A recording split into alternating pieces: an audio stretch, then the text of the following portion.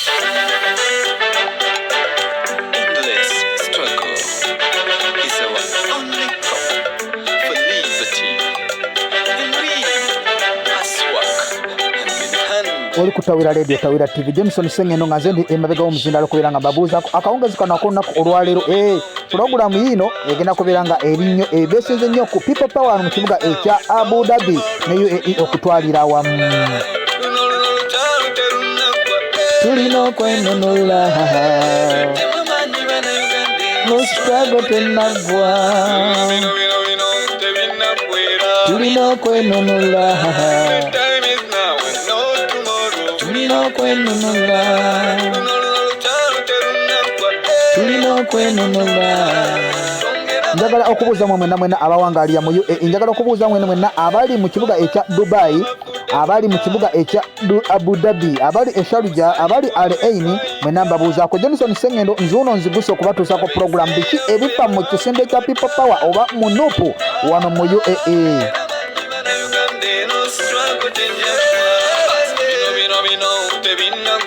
tulino kwenunula tulino kwenunula tulino kwenunula sango tenagwa tulino kwenunula tulino kwenunula ngenda kubeera nga ntandika n'okubategeeza ku bukulembeze obw'Abannayuganda naddala aba people power era mbeere nga mubategeera naddala abatwala UAE yonna ate n'ebitundu ebyenjawulo ngenda kubeera nga mbabasomeramuko ate oluvannyuma ntandike programu naye ngenda kubeera nga ebeesinzeewo mujjukire nti no Hon Aisha Kabanda yajja wano mu kibuga ekya Abu Dhabi naye nga ajjira kusinkana bonna abakulembeze okujja okutawula entalo eziriwo wakati w'abakulembeze si ntalo as such naye waliwo obutakwatagana wakati w'abakulembeze bwa Abu Dhabi ate n'obukulembeze bwa Patricia so Aisha Kabanda atawuluza entalo mu diaspora alwiri ddala wano mu UAE ng'ali mu kutawulula ntalo eziriwo wakati w'abakulembeze omukulembeze abalimu entalo ezo muli omukulembeze coordinator Patricia Mugisha ate n'obusana n'akakiiko ka Abu Dhabi omuli George Keya era nga waliwo ebibadde bitambula kandi ngenda kubeera nga ate mbibabula biki ebiyimiriddewo era biyimiridde bitya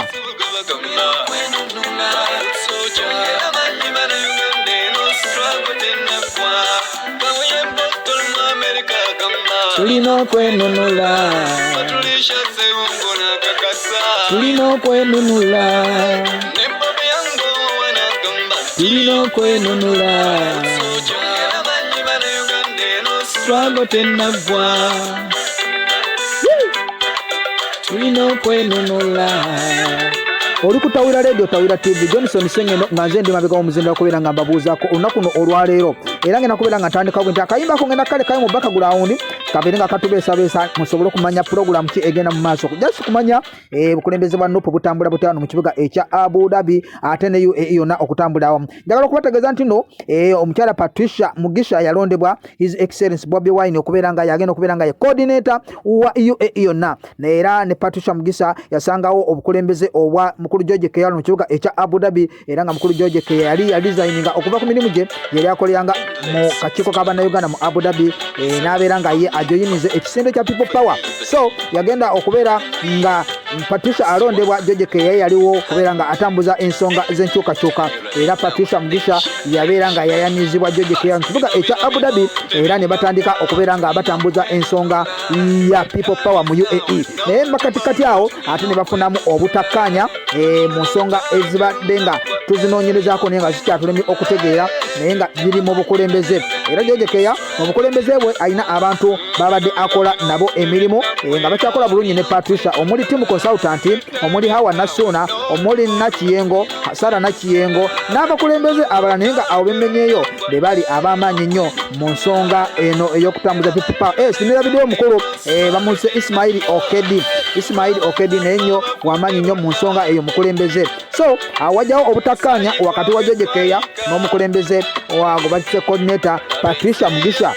ensonga ezo zatambulira ddala ebbanga eriwera era ne mukutuukira ddala mu kulonda waliwo obutakwatagana bulungi nnyo naye abakulembeze ab'enjawulo bajja kuwano mu UAE okulaba nga batawuluza entalo ezo nene zibeera nga ziringa ezigwa obutaka. Kakati omukyala Aisha Kabanda, Honorable Aisha Kabanda atawuluza entalo mu diaspora yabitaddemu engatto najja wano mu UAE okulaba nga atawuluza entalo ezo, nga babaddewo n'abalala abazze okulaba nga batawuluza entalo naye nga tewabadde kituukibwako kitegeerekeka. Naye ku tulaba nti walabika wagenda kubeerawo enteesaganya ennungi era nga wayinza okujjawo oba oliawo kyebutuyinza okuyita omuzinzi mu nsonga eno. Akayimba kayo katweyongereyo ate ngenda kubeera nga mbabulira biki ebibaddewo mu kukyala kwa Honorable Aisha Kabanda. Tulina okwenunula, tulina okwenunula, tulina okwenunula, struggle tinagwa. Our power. Oli kutawira radio, tawira TV.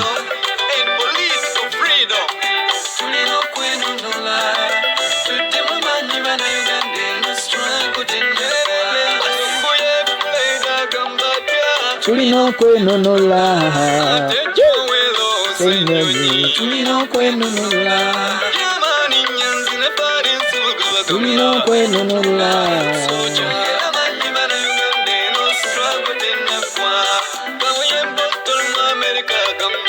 Ngenda kubeera nga nsooka mbasomerako ku bakulembeze naddala mu kibuga ekya Abu Dhabi aba people power. Kati n'ebiwayi bibaddewo bibiri, wabaddewo ekiwayi kya mukulu George Keya ate ne wabeera n'ekiwayi ekya mukulu Musa Nyenje. Jjukira nti wajjawo obutakkaanya wakati wa Patricia ne mukulu George Keya, wabeerawo ate awo enkola eyajjawo nga mukulu Patricia yalondayo ate omukulembeze ayinza omutambulizaako entebe eyo n'alondayo omwami gwe bayise Musa Nyenje. So kati ngenda kutandika n'akakiiko mukulu George Keya kabadde akola nako emirimu era nga yatandikawo ne ttiimu y'omupiira gye bayita Kasukaali. Kakati mu nsonga y'emu mukulu George Keya abadde ali n'omukulu gwe bayita Ismail Okedi ng'akola naye emirimu, waliwo Sulaiman Mayanja naye abadde akola naye emirimu, ne wabeera ne Abdullah Aziz Nsubuga ng'oyo nga ye coach wa Kasukaali FC. Wabaddewo n'abantu abakulembeze abalala awo, wabeerawo Leila Shida, ne wabeerawo n'omwami bamuyise Abe Mbiru, ne wabeerawo ne mwami Kaspat Kivumbi, ne wabeerawo ne mukulu waliwo ne mukulu Abdul Dibya naye abadde ku side eyo eya mukulu George Keya, ebintu nga gye babitambuliza. Ye mukulu Abdul Dibya ndowooza ye talina side nnyo gyagwako, yagenda nakigenda mu maaso. Kakati ate mukulu side ya mukulu Musa Nyenje wabaddeyo abakulembeze bakola nabo okuli mukulu team consultant ne mukubeerako ne mukyala Hawa Nasuna musayi gwa Bobby mama Abu Dhabi naye abadde akola naye okwo ne kubeerako ne mwami Steve George Okidi naye nga abadde mu nsonga yemu ng'akola ne mukulu Musa Nyenje, era ne kubeerako n'omukyala gwe bayise Madamu Zam. Madamu Zam oyo yewo Sharuja, naye ne kubeerako ne mukulu Kalungi Siraje naye abadde ku side ya mukulu Musa Nyenje. Kakati okukyala kwa mukyala Honorable Aisha Kabanda yajja n'asisinkana abakulembeze mwali ab'e Dubai era nga bagala bateekewo enteeseganya abakulembeze ab'e Dubai era nga bakulembera kulina abakulembera executive okuli mwami Hassan Waswa Hassan Waswa bamwise Hassan Segawa the Locks oyo nga ye chairman wa executive ya NOP wano mu UAE. Ne kubeerako ne vice we bamwise Kennedy Rubega oyo vice we naye yali ku mukolo ogwo. Ne kubeerako n'omukulu Waswa Patrick ng'oye muwanika. Ne kubeerako n'omwami bamwise Kanso Ibrahimu Kagwa naye yaliko nnyo oyo nga ye secretary, ate ne mwami Kigundu Martin ng'oyo ye team leader. So olukiiko lwatuula okuliko akakiiko ka mukulu Musa Nyenje, ne kubeerako n'omukyala Patricia Mugisha akakiiko ke yali alonze okuliko Musa Nyenje nga yakakulembera, ne kubeerako akakiiko ako ne kubeerako n'abakulembeze abava e Dubai, ne babeerako ensonga ze baayogerako. Naye mu kumaliriza mukyala Aisha Kabanda n'ategeezebwako nti waliwo obutakkaanya era n'asaba asinkane ate n'akakiiko ka mukulu George Keya, era enkeera yasobola okubeera nga asisinkana akakiiko ka mukulu George Keya ennaku z'omwezi ndowooza zaali ennaku z'omwezi nga 21 n'abasinkana ne bateesaamu era baatuuka ku nzikiriziganya nti bonna ttiimu agenda kuzisisinkana babeeko kye basalawo. Kati ngenda babula ate kiki ekyasalwawo nga bonna bamaze okusisinkana. Sigenze mu details kubabuulira biki George Keya bye yagamba mukyala Patricia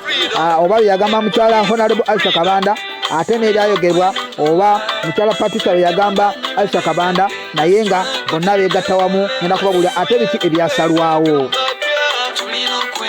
Johnson Sengendo nga nze ndibalegawo muzinda okubeera nga mbabuuzaako okubabuulira ebifa mu people power. tulina okwenunula osago tenagwa tulina okwenunula tulina okwenunula tulina okwenunula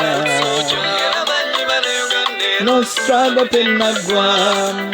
Kakati ngena kubeera nga ate nyongera okubabuulira olukiiko lwatuula wakati wa Patricia tiimu ye okwali n'abava e Dubai nokubeerako ne ttiimu ey'abava wano mu kibuga ekya Abu Dhabi nga olukiiko lwe lwamala okutuula era ngenda babuulira biki ebyayisibwawo naye nga njagala kubeera nga ntumirako muganda wange Newton oli otya, Lauben oli otya, Senga Florence nkutumiddeko nnyo oli otya, Haji Kakembo gyebale emirimu gyonna gy'okola kansuubira ebintu bitambula bulungi. Haji Kakembo no naye nno muntu wa nnakyukakyuka nnyo njagala okutumirako bamuyise Matthew Mutungi ngoyo naye wa Ajimani nkutumiddeko nnyo webale emirimu gyonna gy'okola. Kaspat Kivumbi nkutumiddeko nnyo. Abdul Jibyango yo wa Pink Restaurant Manager nkutumiddeko nnyo webale emirimu gyonna gy'okola kansuubira ebintu byonna bitambula bulungi. Muganda wange team consultant oli otya, muganda wange George Keya nkutumiddeko nnyo ate ntumirako ne Patricia Mugisha ngoye coordinator wa NOP wano mu UAE naye nga ngenda kubeera nga mbabuulirako biki ebyaliwo mu nteesaganya wakati wa Honorable Aisha Kabanda olukiiko nga lwatuula awo mu kibuga ekya Abu Dhabi.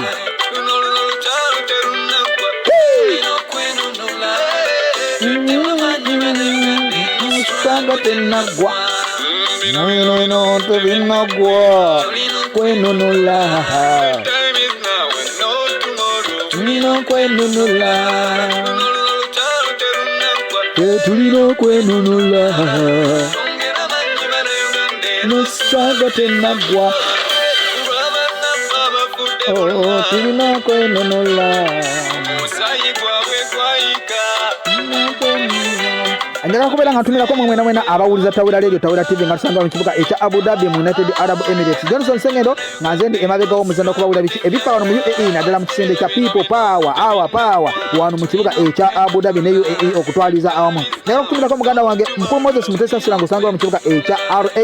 oli otya. Zavida Fix nkutumiddeko nnyo. Isaac Demaka nkutumiddeko nnyo webale emirimu gyonna gy'okola. Anna okutumirako Mama Mariam Nagawa naye nkutumiddeko nnyo webale emirimu gyonna gy'okola kasuubire ebintu byonna bitambula bulungi nnyo. Muganda wange Kawoga Andrew nkutumiddeko nnyo ng'oli mu kibuga ekya Abu Dhabi. Njagala kutumira mwena abali mu Emirates ez'enjawulo n'okutumira akakiiko akatwala bannayuganda mu UAE akakulembera Bast Nsubuga oli otya muganda wange gyebale emirimu gyonna gy'okola. Mukulundu gwa Mustafa nkutumiddeko nnyo mwebale emirimu gyonna gy'okola. Chairman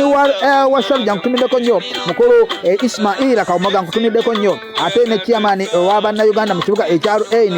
mukulu Mutajjazi nga nkutumiddeko nnyo webale emirimu gyonna gy'okola kansubira emirimu gyonna gitambula bulungi. Owalo Asharu Kaima mukulu Musa naye nkutumiddeko nnyo webale emirimu gyonna gy'okola. Abo bakulembeze abatwala bannayuganda mu UAE wano mu kibuga ekya Abu Dhabi mukulu Ismail Sebugwawo yabakulembera. Kayimba kagamba tulina okwenunula.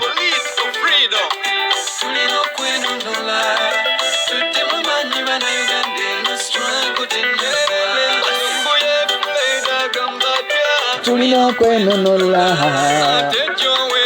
senyoni tulina kwenunula. Kakati njagala kubategeeza olukiiko bwe lwatuula lwagenda bwe luti era nga olukiiko lwalimu abantu abakulembeze ab'enjawulo abakulu abawaggulu ku ntiko benyinza okwogerako abaaliwo kwaliko omwami Hassani Segawa Barox yaliwo nnyo nokubeerako omwami Kigundu Martin yaliwo mu lukiiko olwo nokubeerako waise omwami Patrick abamwisa Ibrahim Kagwa yaliwo nnyo ng'ate secretary ne mukulu waswa Patrick. Kakati ate aba ku ntiko Patricia Mugisha yaliko, omukyala Aisha Kabanda yaliko, wabeerawo n'omukyala n'omwami George Keya yaliko, omwami team consultant yaliko, mukulu Musa Nyenje yaliwo mu lukiiko olwo, waliwo Hawa Nasuna yaliwo mu lukiiko olwo, wabulyo Steve Okidi yaliwo mu lukiiko olwo, ne kubeerako n'abantu bangi nnyo ne mukulu Kalungi Siraje naye yaliwo ku lukiiko olwo kwegamba bensobodde okubeera nga mmenyako naye nga n'abantu baaliwo bangiko nnyo okulaba nga ebintu bino babitereeza. Era nga njagala kubategeeza nti olukiiko lwatuula buli omu n'ayogera ekimuli oba ku mutwe oba ekimuli ku mutima ne babyogera byonna ne biggwayo era ne batuuka ku nzikiriziganya nga tebalabawo kiki ekiyinza okubeera nga kibaawulamu okubeera nga buli omu akola bibye. Bakkiriziganya mukyala Aisha Kabanda olukiiko yatukwata bulungi nnyo n'obuvunaanyizibwa naye nga waliwo ebintu ebisinga ebina okubeera nga biterezebwamu nga ku bukulembeze anya balina okulonda atewo oba oliawo obukulembeze obulala okulaba engeri gye bayinza okugabanamu obuyinza sigabana buyinza azini obuvunanyizibwa obw'enjawulo naddala mu kibuga ekya Abu Dhabi oba oliawo ne ku ntikko wabeerewo ekiterezebwa okulaba nga omulimu guno ogwa people power mu UAE gutambula bulungi nnyo. Kakati njagala kubategeeza biki ebyasalibwawo bye bino nti balonda abakulembeze nga bagenda kubeera nga bakwasaganya empisa era nga bagenda kubeera nga balipootinga direct ewa Hon Aisha Kabanda atawulula entalo naddala mu diaspora era nga oyo yajja wano mu kibuga ekya Abu Dhabi olukiiko we lwatuula era nga mbe balonda abagenda okubeera nga batawulula entalo balonda omwami Wasa Patrick ng'oye muwanika ng'atuula Dubai nawerako n'omwami gwe bayise Ismail Okedi nga naye ali kakiiko k'abantu basatu ate ne kubeerako ne Kanso Ibrahim Kaggwa abagenda kubeera nga balipootinga direct ewa omukyala Hon Aisha Kabanda okulaba nga buli kimu bakitambuza bulungi nnyo era nga omukulembeze obwo bagenda kubeera nga bavunaanyizibwa okulaba nga ensonga zonna eza Abu Dhabi People Power UAE yonna okutwalira awamu zitambula bulungi nnyo. Njagala okulisayo mu mwenna abasobodde okugenda ku Expo 2020 abasobodde okugenda ne mulambulako ng'era bakulembeddwa omukyala Patricia Mugisha yabitaddemu engatto n'akunga abantu ne bagenda ne babeerayo era tusuubira ate n'obukulembeze obulala bugenda kubeera nga bukunga mu ngeri efaanaganako bwetyo abantu bagende balambule. Johnson Sengendo ngenda kubeera no nga mbasibwe n'okwebaza mwenna okubeera nga mbadde bawuliza balungi okuwuliza biki ebigenda mu maaso.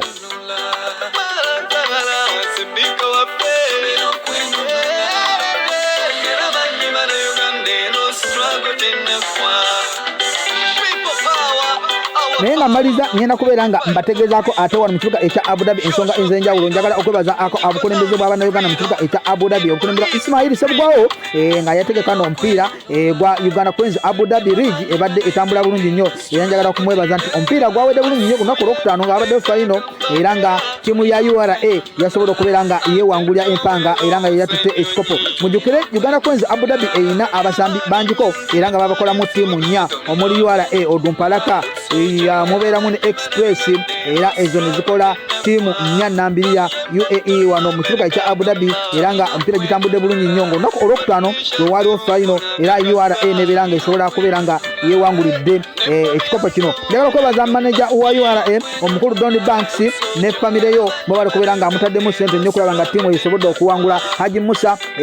owavira banne mwenna mukulu Ronald Senyonjo nkutumiddeko nnyo mukulu bamuyise Roni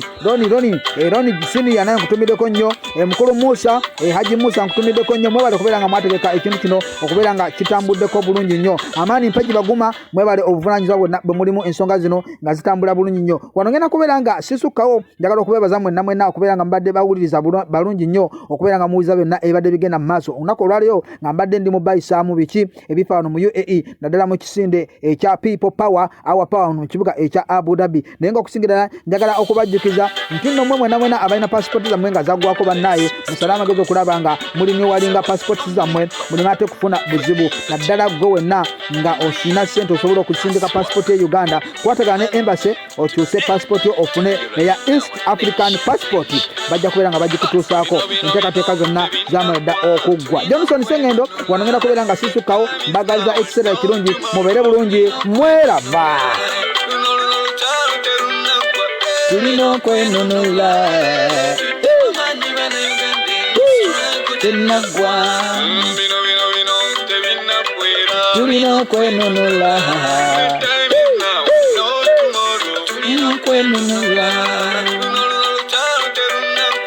tulina okwenunula swago tenaggwa